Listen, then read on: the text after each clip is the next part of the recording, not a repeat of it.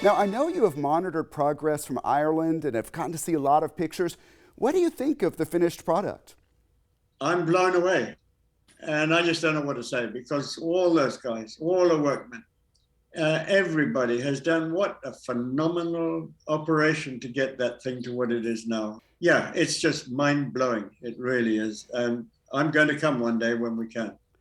Why were you interested in seeing these updates, the addition of more green space and new chairs and tables in Williams Square? That the design of the old place was so hot. It was abstract, and that's what everyone agreed at the time. But in time, that was just really unbearable in the middle of Texas heat to spend much time in there because of the reflection and all the rest. And so what they've done now is absolutely perfect because now people can walk in there, relax, sit and have a cup of coffee or sit under a tree. I mean, they've moved these huge trees already made. So nice lawns to look at or sit on. And yeah, I mean, it works. And I'm so pleased that so much effort and so much money has been put into that. It's phenomenal. Yeah, some people are surprised by the appearance of the Mustangs. It is quite a change from how they looked after years of exposure to the elements. How does this new look compare with your original vision? The original knowledge of what happens to these things around the world, if you look at monuments, they will take on the color of the elements involved. In Europe, you've got acid rains and all that sort of stuff, and that affects the metal.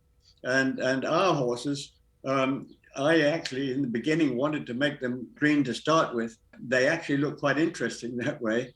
And Ben Carpenter said to me in a very firm way, he said, no, we're going to just leave them as they are, new, and let the weather do what it does. Well, the weather did do in all these years what it does, and it's patchy.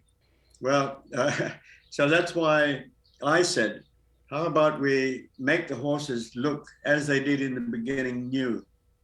And that was agreed. And Schaefer Art from Arlington took on this huge project. And I was in discussion with them over the phone about what I wanted, because the coloring is done with acid, because it's not paint that you put on it. It's actually changing the metal color with acid. And I gave those sort of details, but they did the work, and they did a phenomenal job on that.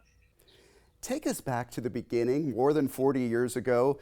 That's when Las Colinas visionary Ben Carpenter selected the Mustangs as an image of how he saw Irving developing. What ideas on that topic did he share with you? Yeah, very little. And he asked me if I would do some drawings of an idea of maybe some horses and water and whatever.